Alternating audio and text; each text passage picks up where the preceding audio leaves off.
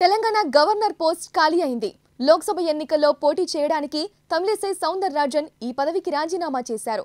రాజీనామా లేఖను రాష్ట్రపతి ద్రౌపది ముర్ముకు పంపించారు. రాష్ట్రపతి ఆమోదం లాంఛనమే.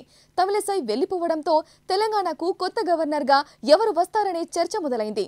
కొత్త గవర్నర్ పేరును కేంద్రం రేపు ప్రకటించే అవకాశం ఉంది.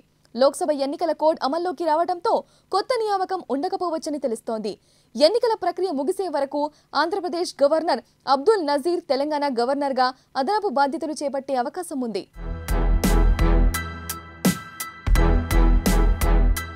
తమిళిసై తెలంగాణ గవర్నర్ పదవికి రాజీనామా చేస్తారని, కొత్త గవర్నర్ వస్తారని ఏడాదిగా ప్రచారం సాగుతోంది.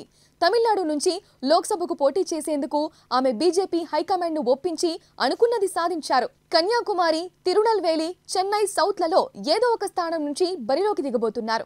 ఆమె స్థానంలో గవర్నర్గా రిటైర్డ్ జడ్జినలుడు గాని, క్రియాశీల రాజకీయాల నుంచి తప్పుకున్న బీజేపీ నేతలుడు గాని కేంద్రం నియమిస్తుందని గతంలో వార్తలు వచ్చాయి.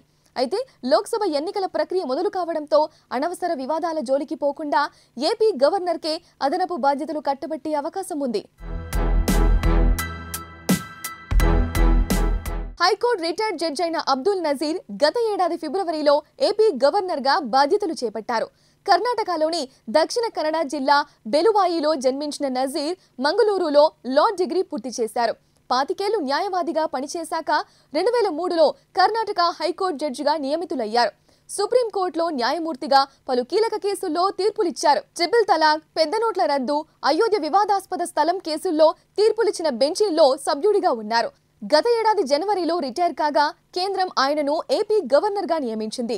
నజీర్ నియామకంపై విపక్షాలు తీవ్ర అభ్యంతరం వ్యక్తం చేశాయి. బీజేపీకి అనుకూలంగా తీర్పులు ఇచ్చినందుకే గవర్నర్గిరి కట్టబెట్టారని విమర్శించాయి. కేసీఆర్ హయాంలో తమిళిసైకి ప్రభుత్వానికి మధ్య పచ్చగడ్డి వేస్తే బగ్గుమనేది. తమిళిసై రేవంత్ ప్రభుత్వంతో కలిసికట్టుగా పనిచేశారు. సౌమ్యుడిగా పేరున్న అబ్దుల్ నజీర్ వివాదాల జోలికి పోకుండా కేంద్రం చెప్పినట్టు పని చేసుకుపోయే అవకాశం ఉంది.